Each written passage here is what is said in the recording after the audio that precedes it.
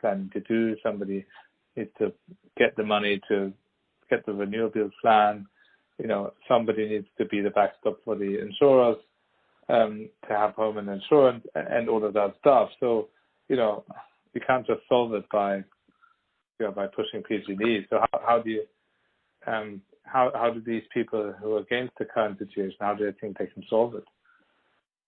Well, you have to understand that there's 120 California lawmakers, there's 40 senators and 80 assembly members or lower house. And these are people without very high IQs. In many cases, these are people who have not had much experience in the business world whatsoever. And thirdly, these are people who, don't always make decisions based on courage or what is the right thing or what is a logical thing. They make decisions based on political reasons. I think a lot of observers last year were shocked at how little the average California lawmaker understood when it came to the business of utilities. I mean, this is supposed to be a very boring business that is granted monopoly power in a region in exchange for a fixed rate of return. Stock price is not supposed to go from 20 to 70 and back to 20 in 1 year. But they don't really understand that. They just view them as a big corporation and one that can be squeezed. And we see that rhetoric a lot with the more leftist wings of parties all around the world. And California is a very left state. So I would not hold out hope that California lawmakers are going to do the right thing. Somebody came out, there's a very prominent anti-PG&E lawmaker. His name is Senator Jerry Hill. He came out with a statement the other day that he's going to introduce legislation to break up PG&E. Do I think that'll go anywhere? No. There's no way. There's no way that he's going to break up PG&E. I think it's an impossibility. But that should tell you the mood of the legislature right now. I mean, they're just very unsympathetic towards PG&E, and I think they understand that somebody has to exist, or a company has to exist to employ the union jobs or to keep the union jobs, to fulfill the environmentalist mandates, to provide power, and to pay the victims of fires. But they don't want to make that life easy on that company, even though they depend on them for four things. Yeah. Okay. Now, there is one other angle to the current fire, which you probably heard about, which is the federal angle. Have you heard about that? And the fact that it may or may not have been caused by a transmission line? That's correct.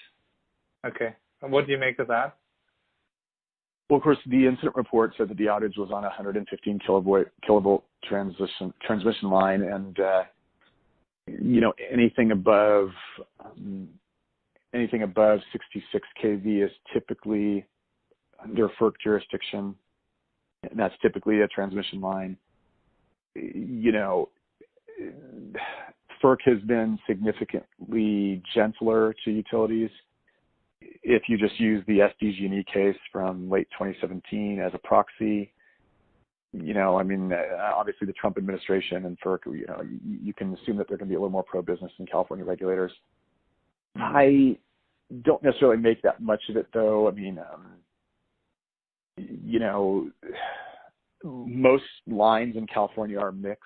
They are technically shared facilities, and often it's difficult to pinpoint exactly which wire failed first. The FERC process is not without its problems, and the PUC always gets a chance to weigh in. They even become a party in the FERC proceedings. So I think that's a little bit overblown, but if you have specific questions or there's things you're hearing, I'm happy to try to address them. Okay. I just heard it as a potential, could be slightly easier, but like you said, especially if there's question about negligence, etc., that gets harder. What do you make of this report? Well, the two things. A, in a way, they could have switched off the power and they considered it, but they didn't. That obviously has a perverse effect that if you have a policy that's supposed to be safety enhancing, well, you have a choice of switching off or switching on. And if you then make a choice, you get, you could be held to a different standard by which you should have chosen differently. But do you think that sort of exposes them into any more risk? And then there was also